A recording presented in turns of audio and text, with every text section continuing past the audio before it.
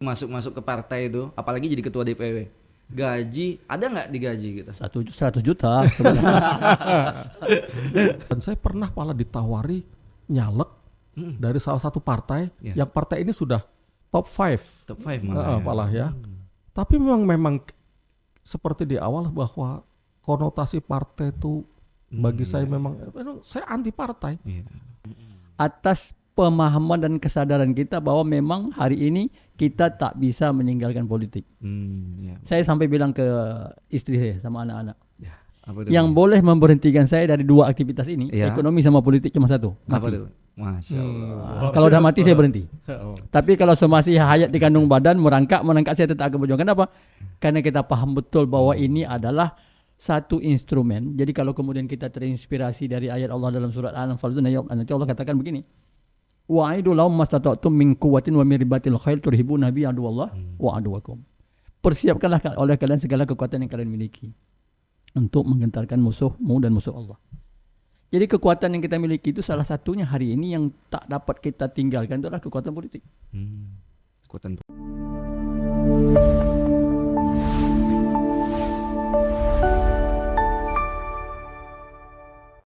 Oke, welcome back to Gen Z Connect, dan di program kali ini kita kehadiran tamu yang sangat spesial hari ini, Bapak Aris Supriyadi. Terima kasih. Ya, beliau adalah seorang Ketua DPW Partai Gelora Indonesia Provinsi Jambi, ya Pak ya. Nah, jadi perjalanan beliau lumayan panjang dan lama ya Pak ya, perjalanan darat dari Provinsi Jambi ke Riau kurang lebih 12 jam ya Pak. Kita 15 jam. Wah, 15 Karena jam. kita lewat Dharmasraya. Oh ya, dia mutar. Iya, betul. Iya, jadi di episode kali ini kita berjumpa ya antara Bapak Ketua DPW Provinsi Jambi dengan Bapak Ketua DPW Provinsi Riau. Nah, karena di sini temanya kita mengangkat Gen Z Connect ya, kita programnya Gen Z Connect. Jadi izinkan saya memanggil Bapak Iskandar dengan Siap. Bang Iskandar. Siap. Pak Aris dengan Bang Aris ya. Siap. Nah, karena kita mengedepankan Gen Z di program kali ini. Oke. Kami pun mau dianggap sebagai Gen Z boleh juga. Nah, Boleh. Asal jangan Mbah Aris aja ya. Masya Allah. iya. Nah, jadi gini nih.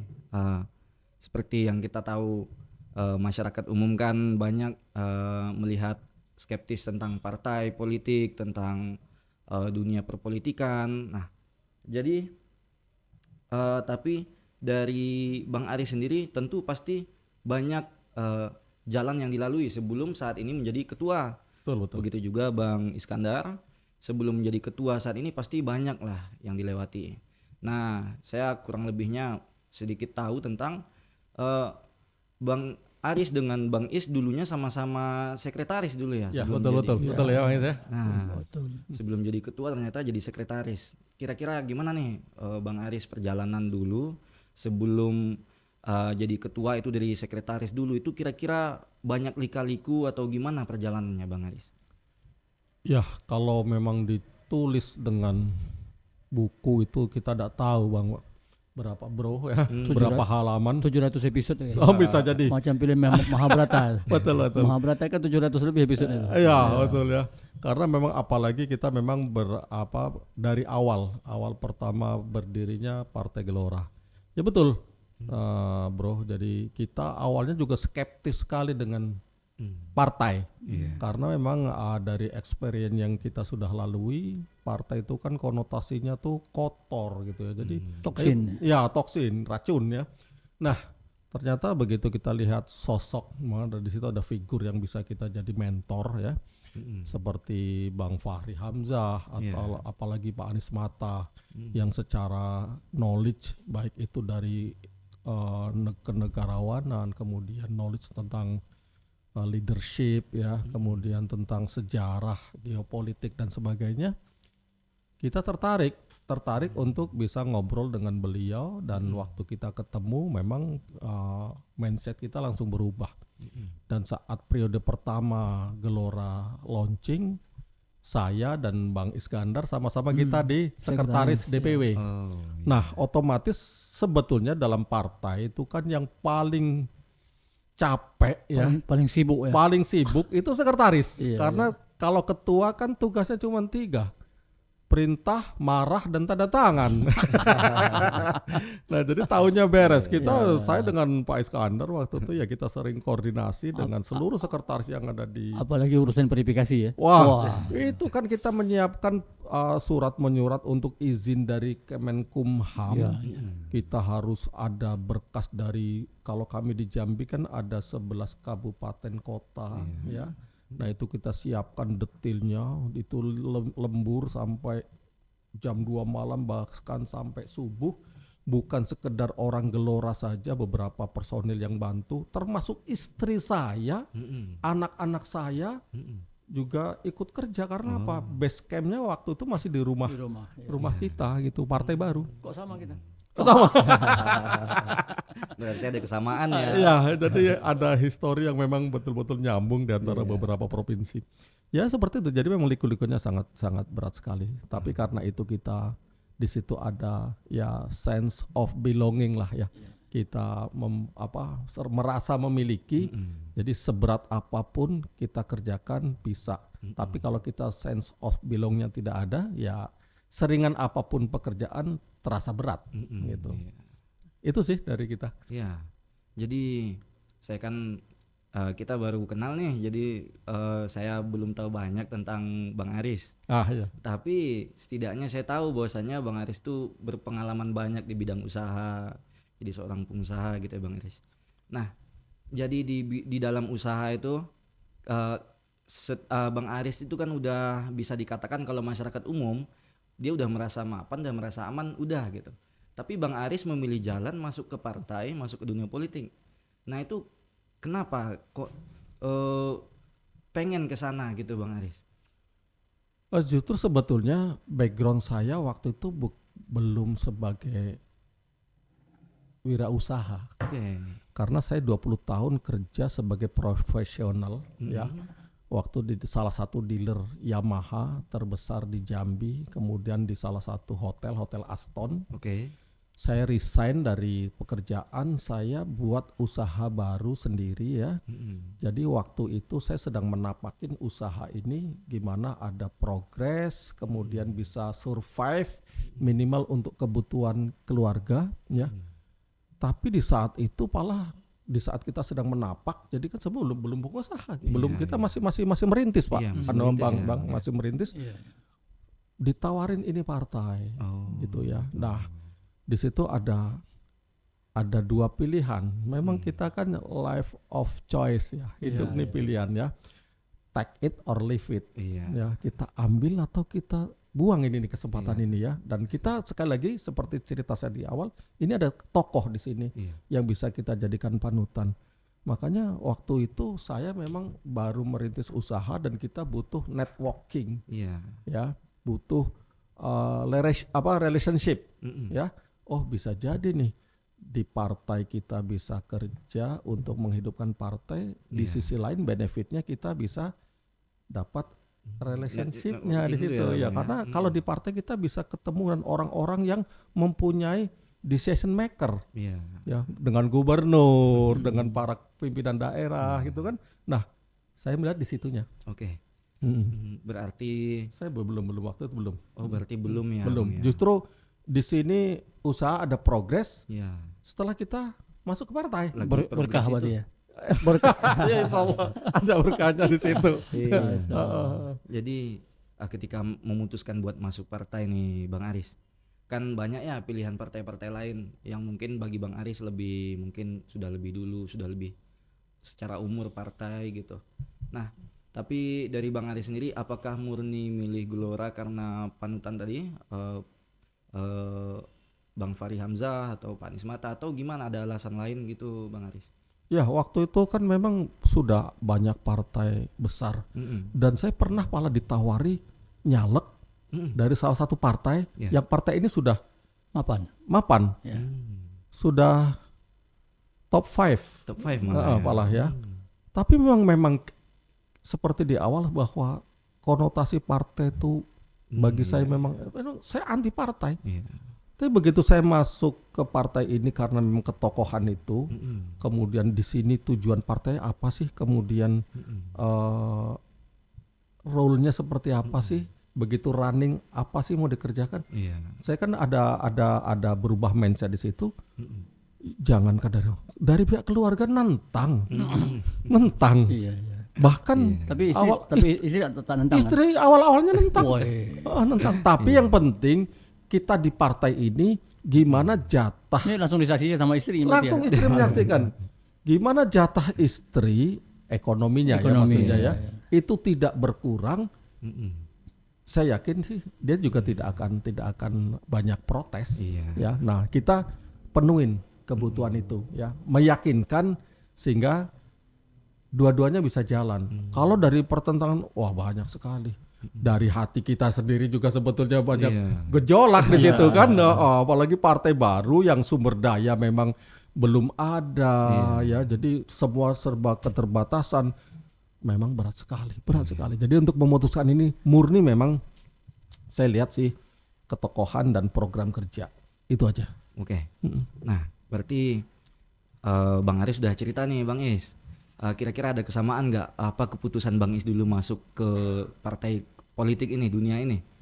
Ya, jadi saya dulu pernah mendapatkan semacam sebuah materi dari salah seorang narasumber, saya lupa apa acaranya ya. Jadi waktu itu dijelaskan tentang, jadi saya dulu aktivis kampus Bro Vito, jadi lupa namanya.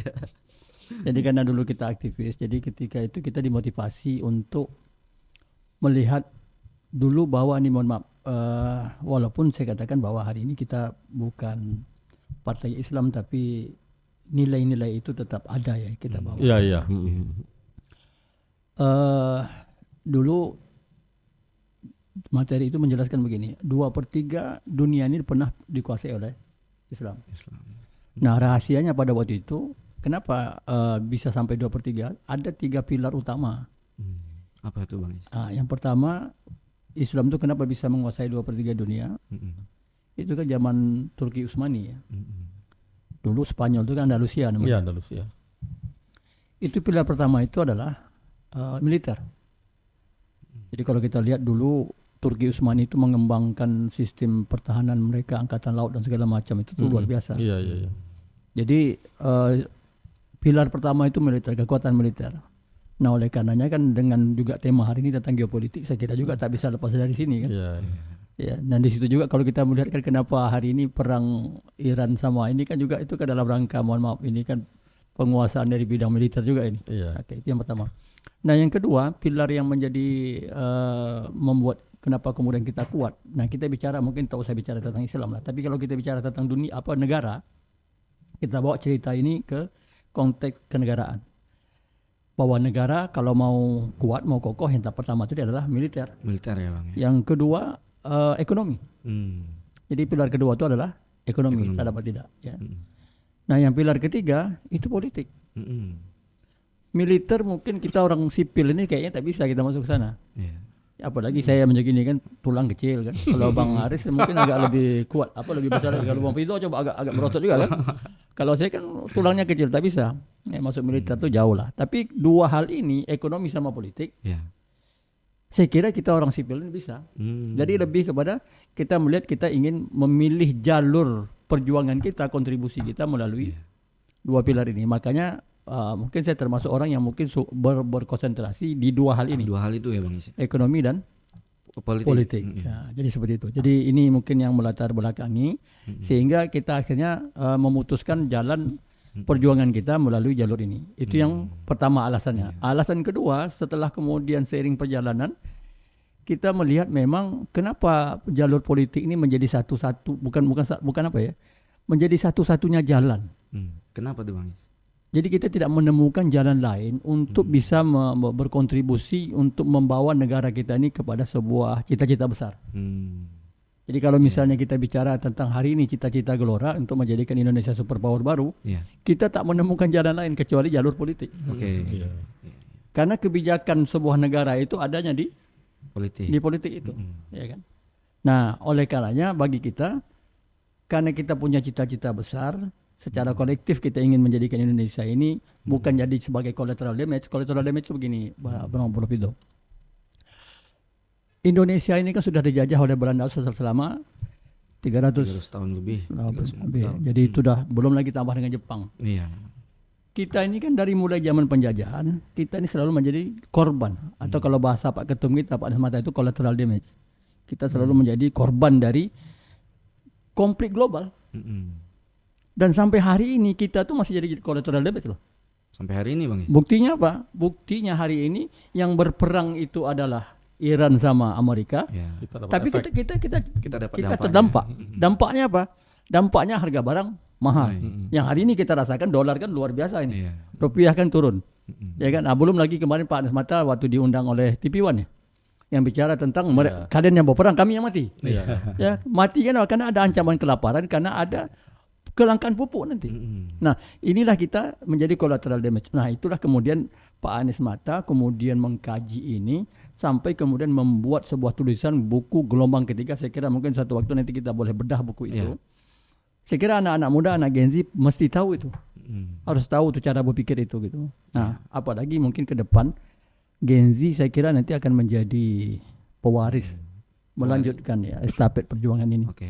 Jadi dengan politik ini itu jalan untuk bagi kita bagaimana berkontribusi menyumbangkan pemikiran kita untuk ikut menentukan arah Iya. Menentukan arah apa tuh Bang Is? Bangsa. arah bangsa Indonesia. Bangsa Indonesia. Wah, berarti setiap generasi bahkan sekarang ini nanti Gen Z itu ya Bang Is ya. Jadi kita lebih kepada ruhul mas'uliyah, lebih kepada rasa tanggung jawab kita atas pemahaman dan kesadaran kita bahwa memang hari ini kita tak bisa meninggalkan politik. Ya. Saya sampai bilang ke istri saya sama anak-anak, Ya. Apa tuh? yang boleh memberhentikan saya dari dua aktivitas ini, Ya. ekonomi sama politik cuma satu, Apa mati. tuh? Masya Allah. Kalau udah mati saya berhenti. Oh. Tapi kalau masih hayat di kandung badan, merangkak saya tetap akan berjuang. Kenapa? Karena kita paham betul bahwa ini adalah satu instrumen. Jadi kalau kemudian kita terinspirasi dari ayat Allah dalam surat Al-Anfal itu, nanti Allah katakan begini. Wa'idu lahum mastata'tum min quwwatin wa min ribatil khail turhibuna bi aduwallah wa aduwakum. Persiapkanlah oleh kalian segala kekuatan yang kalian miliki untuk menggentarkan musuhmu dan musuh Allah. Jadi kekuatan yang kita miliki itu salah satunya hari ini yang tak dapat kita tinggalkan adalah kekuatan politik. Kekuatan politik. Kekuatan politik. Jadi kalau seandainya politik ini kemudian kita tak nimbrung di sini, kita tak ikut serta di sini, Iya. maka mohon maaf kita akan selamanya akan menjadi Oke. collateral damage. Berarti itu alasan terbesar Bang Is ya. Itu alasannya ya. Itu alasan kita. Nah, apalagi memang secara ketokohan yang dibilang sama Bang Haris tadi, memang dua insan ini, dua hamba Allah yang bernama Fahri Hamzah sama Anies Mata ini. Kalau saya dengan Bang Fahri mungkin baru sejak sejak beliau jadi singa parlemen itu. Iya. Itu baru agak berinteraksi sedikit. Tapi kalau dengan Pak Anies Mata ini seperti yang pertemuan-pertemuan kita yang sebelumnya, saya dah berinteraksi dengan pemikiran Pak Anies Mata, bukan dengan orangnya. Kalau dengan orangnya ini kan baru kita di Gelora ini baru agak lebih akrab sedikit kan. Kalau dulu kan mau jumpa sama Anies Mata itu kan agak jauh juga kita jaraknya kan. Nah, tapi hari ini ya kita agak dekat karena kita mungkin di posisi ketua DPW, tapi dulu pemikiran-pemikiran beliau itu sudah kita dapatkan. Sudah Bang dapatkan. Sudah kita dapatkan dari tulisan-tulisan beliau. Berarti dari buku-buku tulisan beliau ya. Jadi dulu saya tahun 98 salah satu yang mengubah cara pandang saya, cara hidup saya, cara saya bersikap itu ada satu tulisan beliau yang sangat-sangat sampai hari ini redaksinya saya masih ingat. Apa tuh Bang? Beliau katakan begini. Azam yang kuat, tekad yang bulat itu akan melahirkan kekuatan berpikir. Oke. Kekuatan berpikir itulah yang akan melahirkan cara. Setelah berarti azam yang kuat, Tekad tekad yang yang bulat melahirkan Kekuatan berpikir. Dan kekuatan berpikir itulah yang kemudian akan melahirkan cara. Jadi kalau hari ini orang pingin sesuatu, misalnya begini. Coba bayangkan nih. Bagi orang yang mungkin tidak memahami tentang filosofi kalimat ini, narasi menjadikan Indonesia superpower baru, itu mungkin seperti dibilang mimpi di siang bolong. Iya. Dengan kondisi bangsa Indonesia yang carut marut dengan perpolitikan kita yang hari ini yang agak luar biasa maha kalang kabut ini.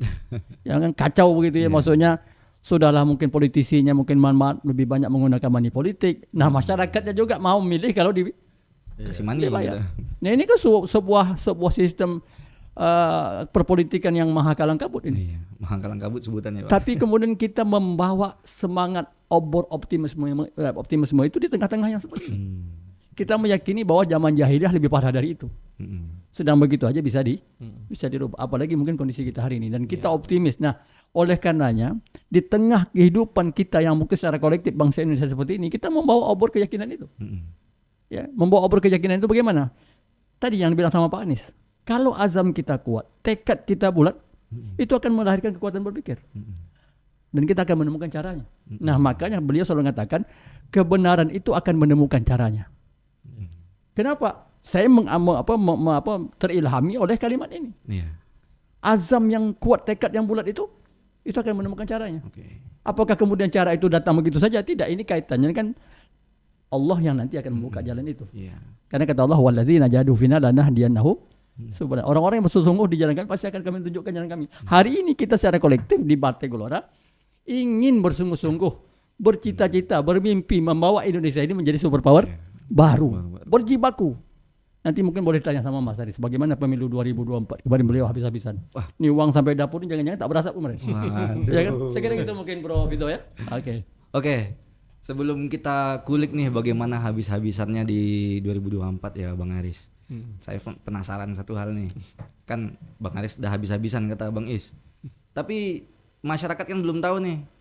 Berapa sih atau gimana? Ada nggak sih gaji masuk ke partai itu? Apalagi jadi ketua DPW. Gaji ada nggak digaji gitu? 100 juta.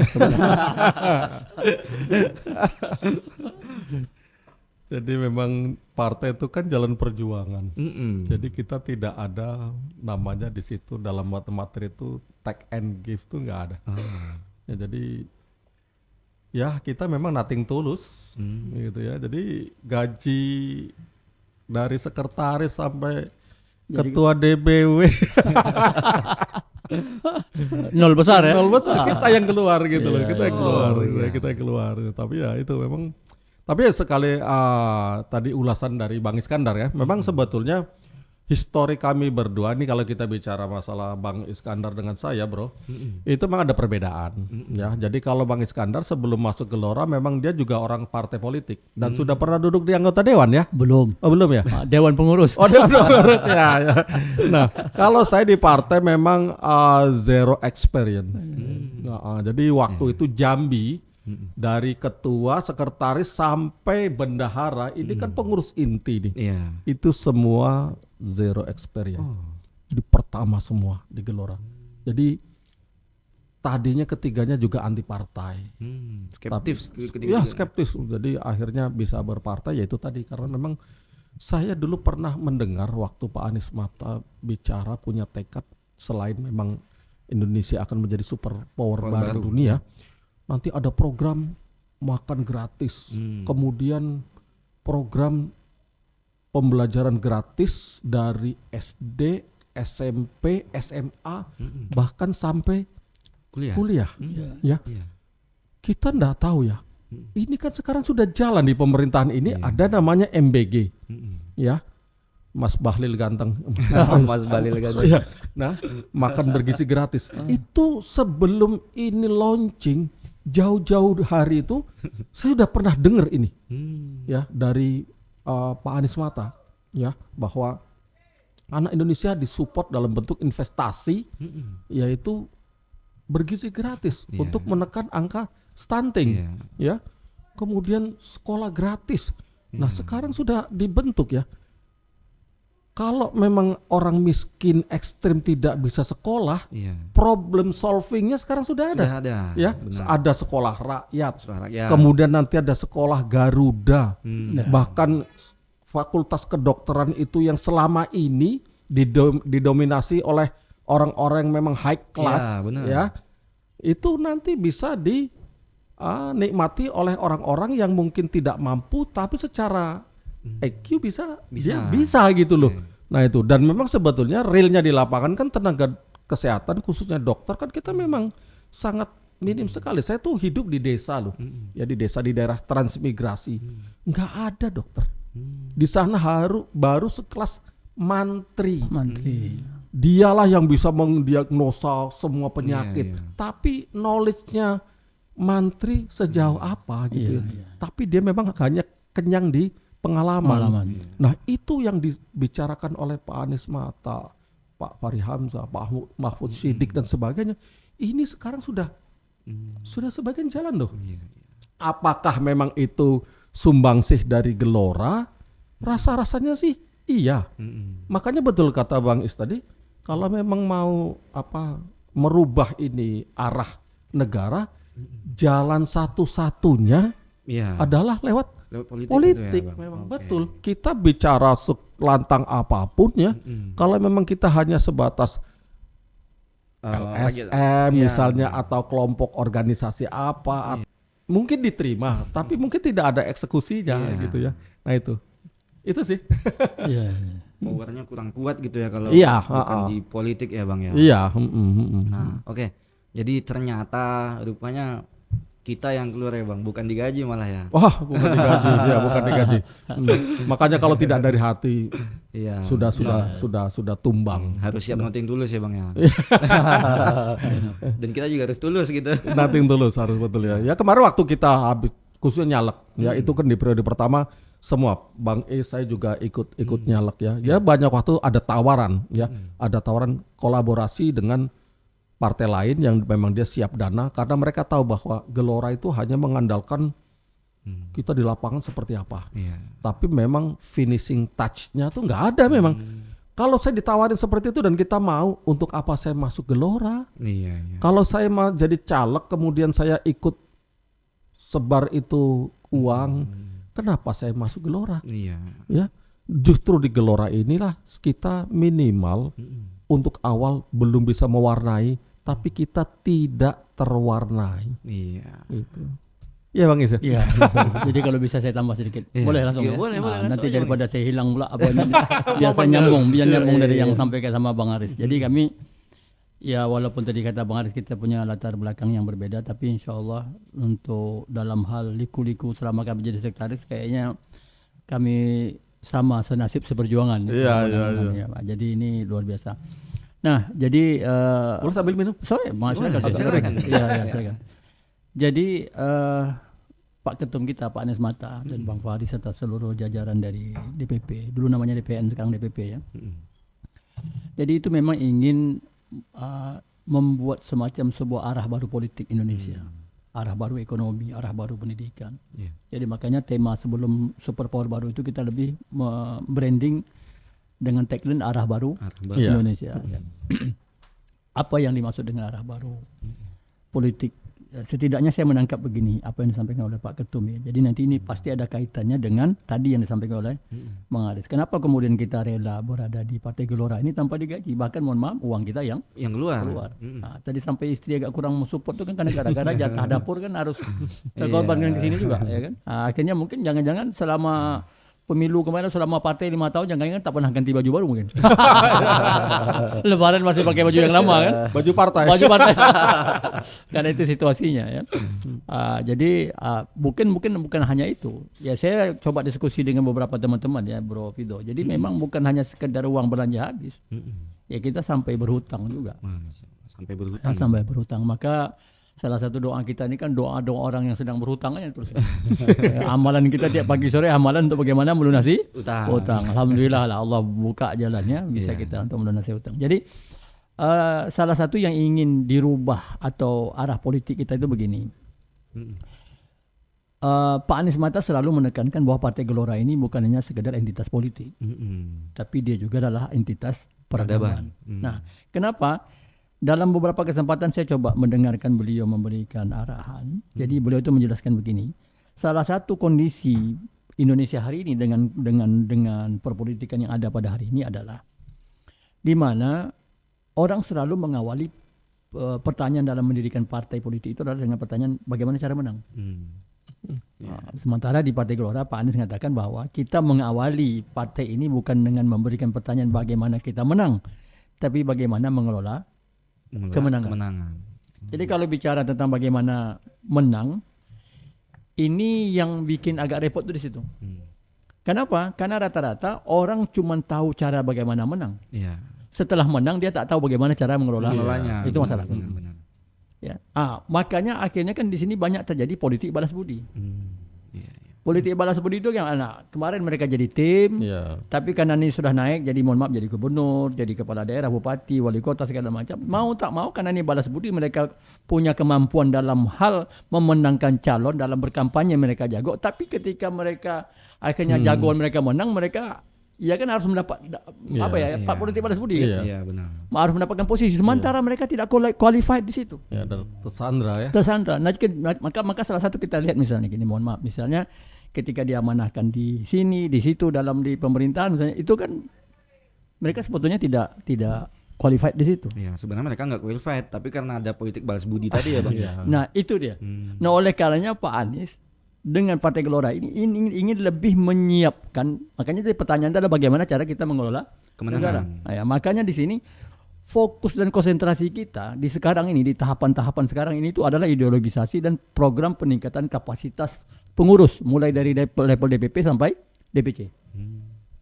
Ya, jadi bagaimana kemudian kita dibekali betul dengan ideologisasi. Ideologisasi ini lebih memberikan pemahaman kepada kita kenapa kita berpartai, kenapa kita ikut politik, dan kenapa Partai Gelora harus menang, dan bagaimana roadmap untuk bagaimana kita bisa menjadikan Indonesia superpower Iya. baru itu di acara ideologisasi. Dan itu- alhamdulillah kita Riau sudah melakukan itu, tapi itu kan baru yang basic. Iya. Nanti kita insya Allah akan kita lanjutkan. Mungkin saya kira di bulan Juli atau bulan apa nanti kita akan adakan kembali. Nah, ini konsentrasi kita. Karena demi memberikan bekal kapasitas. Nah, kalau Pak Anies selalu bilang begini, kita secara personal dan secara kolektif harus memastikan kita ini menjadi personal yang bisa dipercaya dan bisa diandalkan. Kalaupun kita dalam sebuah organisasi partai politik, itu harus menjadi partai politik atau organisasi yang bisa dipercaya dan bisa diandalkan. Dipercaya ini bicara tentang integritas, diandalkan itu kapasitas. Maka konsentrasi kita dalam ideologisasi, dalam peningkatan kapasitas itu lebih memberikan nilai. Supaya semua pengurus Partai Gelora itu tahu alasannya, sehingga dengan alasan yang kuat itu tumbuh kesadaran atau yang disebut selalu oleh Pak Anies itu ruhul mas'uliyah. Rasa tanggung jawab, sehingga rasa tanggung jawab itulah yang membuat kami tak menuntut gaji. Ya. Kan gitu Bang Haris ya. Ya, Ada rasa Karena tanggung jawab. kesadaran kita ini. Iya. Kalau tak kesadaran coba Wah, mau digaji berapa kami menjadi ketua partai? Iya. Karena tantangannya ketua partai ini, apalagi kita hari ini belum punya kursi di parlemen pusat, ini urusan verifikasi lagi. Mas Haris kan kita ingat jam 4 kita ditelepon Pak Mahfuz Sidik. iya. Saya dah hampir mau tidur itu. Pak Mahfuz Sidik nelpon. Datuk katanya, dia manggil saya Datuk. Datuk, antum dah tidur katanya. Anda bilang baru mau melek tu Syekh bilang. Langsung dia bilang begini. Begitu. Jam 4 pagi. Jemput pagi. Bang. Itu siap ditelepon. Jadi kita ini jadi simatupang, siang malam tunggu panggilan. Ya kan? Begitu. Ini situasinya. Jadi sehingga begitu kita sadar dan kita paham, kita bukan lagi bicara tentang aku harus dibayar berapa. Tapi kita bicara tentang bahkan kita siap mengeluarkan apa yang kita punya. Kenapa? Karena kita memahami sebuah cita-cita itu memang butuh pengorbanan. Saya kira itu begitu. Kita bisa memberikan apa? Oke. Gitu. Jadi kita balik keadaan itu. Jadi kita berpolitik di Partai Gelora bukan sekedar mencari manfaat di sini, tapi ingin meluaskan, memberi manfaat itu. Kira gitu. Oke, jadi kayaknya ngejawab masyarakat umum yang masih skeptif atau masih kurang paham ya Ya, betul. di partai itu apakah digaji atau tidak, atau keluar atau tidaknya gimana gitu ya. Bahkan sudah di posisi ketua provinsi pun malah kita yang keluar gitu ya. Iya. Kalau partai lain enggak tahu bro ya. Kita seperti nggak tahu apa. ya. Oke. Iya. Mungkin juga ada partai yang lain kayak gitu juga. Bisa jadi. Kita tak tahu kan. Iya. Oke. Nah, kira-kira nih selama Bang Aris udah berapa tahun Bang Aris di Gelora? Berarti 5 tahun sudah 7 tahunan. Sudah ya. 7 tahun. 7 tahun ya. Di periode kedua, 5 tahun kedua nih. Dari 7 tahun Bang Aris di Gelora nih, kira-kira udah berapa banyak sih, hitungan miliar gitu udah? Masya Allah. Saya sih enggak tahu lah kalau itu ya. Mungkin kita ngalir gitu saja. Oke. Kita juga tidak pernah hitung-hitung secara Tak detail. pernah kita catat-catat juga ya. Apa kita catat? Yang perlu saya catat hanya sejarah perjalanannya. Iya, Oke. Ya, jadi memang kata Pak Anies mengatakan kita harus menjadi perawi Masa di depan. masa depan, dan memang setiap langkah, setiap apa memang saya catat. Ada buku khusus untuk perjalanan saya di Partai Gelora. Saya catat. Karena apa? Dalam pepatah mengatakan seburam-buram tinta itu lebih baik dari setajam-tajamnya ingatan. Masya Allah. Ya, jadi makanya itu kita catat, dan nanti catatan itu kita tinggalkan syukur-syukur pas kita sudah tidak ada, Iya, iya. anak keturunan kita atau kader-kader kita bisa membaca itu. Oh, kayaknya bagus juga gini. Saya sedang mau nulis buku nih, Mas Haris. Sebetulnya isinya salah satu catatan itu. Jadi saya udah mau nulis buku. Judulnya itu adalah Untukmu Zuriatku. Oh gitu ya. Jadi saya sudah buat pesan kepada anak-anak, tolong ini nanti buku ini harus sampai ke anak cucu keturunan entah berapa. Wah itu bagus kalau malah ini dibuat sekarang- seperti itu malah bagus sekali. Jadi ini sudah sampai ke bab 5 Mas. Waduh, iya, Nanti iya, insya Allah iya. kalau nanti sudah selesai, kita akan kirimkan beberapa eksemplar lah ke Jamil insya Allah. Iya. Ya, itu bagus malah bagus. Ini kami baru sebatas catatan untuk pribadi. Iya, iya. Kalau sudah dibukukan itu sudah Ya, ya, kita amazing lah. bukukan. Bagus. Ya itu sih. Oke, jadi ternyata kayak gitu ya dari perjalanan Bang Aris, Bang Is yang awalnya jadi sekretaris Ya. sampai jadi ketua DPW, sampai bahkan keluar banyak ya karena ke ini tadi ya karena tanggung jawab nggak perlulah dihitung-hitung, nggak dihitung gitu ya Bang. Iya. Nah bahkan dari 7 tahun ini ya udahlah ngalir aja gitu ya Bang. Iya. Nah kira-kira nih Bang Aris ada nggak pesan-pesan buat Gen Z, buat generasi-generasi seperti saya yang mungkin sama seperti Bang Aris dulu yang masih skeptis terhadap partai politik, terhadap dunia perpolitikan, Iya. dan pesan-pesan itu juga kira-kira gimana nih setelah kami skeptis mengambil langkahnya gimana sampai kami itu bisa mengambil tindakan juga di dunia politik seperti Bang Is tadi. Iya. Hmm. Jadi pesan kami untuk para Gen Z ya. Jadi untuk negara ini sebetulnya kan yang tonggak atau pilar dari seluruh pergerakan ini kan anak-anak muda. Iya. Ya, kalau anak-anak muda kita skeptis dengan politik, sementara yang bisa menentukan arah kebijakan adalah politik, ini sangat rugi sekali. Jadi para Gen Z berpolitiklah, masuklah ke partai politik yang memang Anda nilai itu cocok di mana, rasanya sih Gelora ini paling cocok, gitu ya. Amin, amin. Nah, bergabung, suarakan, Iya. baik itu dari diri Anda sendiri, keluarga, lingkungan, Anda rangkum, ya, buat summary, suarakan lewat Partai Gelora, dan itu nanti akan membuat kontribusi Anda itu nyata. Oke. Ya, karena apa? Kalau benefit-benefit lain yang selain materi ya, sebetulnya banyak yang saya ceritakan di depan tadi kan ya. Selain memang kita berpolitik ini ada knowledge di situ ya, networking, kemudian relationship dapat di situ. Kalau kita berpolitik, kemudian kita dari awal mungkin melangkah, mungkin nanti Pak Iskandar juga digantikan sama Gen Z ya. Ya, Nanti ketua DPW itu aksesnya kemana? Ketua DPW itu sudah sama dengan setingkat gubernur. Ya, dalam undangan-undangan daerah dan sebagainya kita dapat privilege di situ. Nah itu kesempatan kita ngobrol dengan mereka yang pemangku kebijakan, kita usulkan seperti apa, didengarkan apa? Oh ini dari ketua DPW. Nah makanya Gen Z, ayo rame-rame kita masuk politik, khususnya Gelora, ya masuk gabungkan karena di sini kan banyak multi interest, ya banyak kepentingan di situ. Jadi karena banyak kepentingan di situ, makanya rangkum kepentingan itu jadikan suatu ide yang luar biasa. Ya jadi bagus juga ya di partai itu kan kalau memang tidak ada cuman satu tujuannya mereka pemikiran satu, ini ndak rame. Tapi karena banyak, oh ini saya masuk karena ingin usaha saya tambah misalnya maju, ya. Oh saya karena ingin dapat kenalan banyak. Atau mungkin saya mungkin dapat jodoh di sini. Wah ini kalau dirangkum ya, ini bagus sekali dan secara natural akan maju sendiri. Secara individu kita bisa maju, secara kepartaian juga maju. Tapi ingat ya, bro, bahwa saya datang ke Pekanbaru ini atas dasar biaya sendiri. Oke. Nah itu kalau dipikir kan, iya. biaya sendiri ya. Kemudian saya datang ke DPW Riau ini. Terus terang ingin banyak belajar dengan Riau ini karena apa?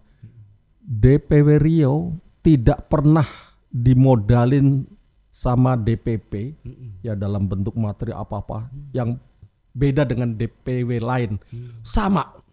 Tapi kenapa secara sumber daya DPW Riau itu bisa percepatannya tuh lebih baik gitu. Makanya saya datang ke sini belajar dengan beliau dan tim-tim yang ada di sini. Sama belajar kita. Ya, gimana Jambi bisa seperti ini. Oke. Nah, selain belajar kami juga minta tolong. Masya Allah. Nah, disinilah kebersamaannya. Iya, iya. Kalau mungkin di partai lain mungkin lo gua, Gelora ini salah satunya. Ternyata Kebersamaan. begitu saya kebersamaan, begitu saya minta tolong ke ke Bang Is, ternyata bukan saya saja yang minta tolong. Masya Allah. Ada beberapa DPW yang minta tolong gitu. Tapi ya ini kolaborasi dalam suatu interest ya. Nah, disatukan di sini kami sampai istri anak saya kan denger nih dijamu sama DPW Riau seperti apa. Wah, luar biasa ya dengan ayah berpartai kayak ini dengan Iya, iya. Bang Is disambut seperti itu. Alhamdulillah. Luar biasa dan dalam momen podcast ini saya ucapkan terima kasih sekali kepada DPW Riau yang sudah memberikan pelayanan yang luar biasa dan ini akan kita expose Iya. di Jambi. Mungkin awalnya dalam bentuk foto. Nah, untuk memancing mereka bertanya gitu kan. Karena apa? Kami teman-teman yang di Jambi juga banyak mengikuti medsosnya Riau. Nah, jadi Pak Haris kenapa bisa Riau seperti itu? Nanti kalau kita belajar hanya lewat telepon itu ruhnya nggak dapat ya. Nanti saya direct visit ke sana dan hari ini sudah terjadi dan banyak nanti pulang saya bisa bagikan itu cerita yang bisa menjadi motivasi. Subhanallah. Masya Allah. Masya Allah. Oke, jadi gitu ya buat Gen-Z yang nonton saat ini. Jadi kita bukan hanya generasi biasa yang cuman scroll-scroll TikTok. Kegelisahan kita sama, kita masih bingung terhadap masa depan kita, pekerjaan, tamat kuliah mau kemana, kerjanya di mana bahkan. Kita udah nyetor lowongan kemana-mana, tapi ya kegelisahan kita sama. Nah, tapi di sisi lain, kalau kita bukan jadi siapa-siapa ya Bang Aris, kalau kita nggak ngambil tindakan apa-apa, apalagi di dunia politik, padahal pintunya hanya di dunia politik untuk menginiin bangsa ini ya. Iya. Ya bangsa ini ya gitu-gitu aja jadinya. Betul. Jadi kita kegelisahan kita sama. Janganlah jadi generasi ya buat Gen Z, janganlah jadi generasi yang sibuk dengan dirinya sendiri, yang penting aku aman lah, jangan gitulah lagi Bang Aris. Nah, padahal dunia sedang tidak aman gitu, Indonesia sedang tidak aman. Saya sudah mendengar banyak dari Pak Bang Aris selaku Ketua DPW Provinsi Jambi. Beliau sudah datang jauh ke sini, perjalanan 15 jam ya Bang Aris. 15 jam. Nah, dan Masya Allahnya informasi dan berbagai kalimat yang disampaikan itu sangat bermanfaat buat kita ya. Kita saling bertukar ide, bertukar pikiran dengan Bang Is juga. Nah, dari background yang sama-sama sekretaris. Baik, sepertinya segitu dulu untuk segmen kita kali ini. Terima kasih sudah menonton. Wassalamualaikum warahmatullahi wabarakatuh. Saya sampaikan terima kasih Waalaikumsalam warahmatullahi kepada wabarakatuh. Bang Aris. Sama-sama. Masya Allah. Ya, sama-sama. Terima kasih pada Ya, Bang jangan Is. lupa nanti nikah 2027. Oke. Salam Gelora. Salam Gelora. Semangat Semangat Indonesia. Indonesia.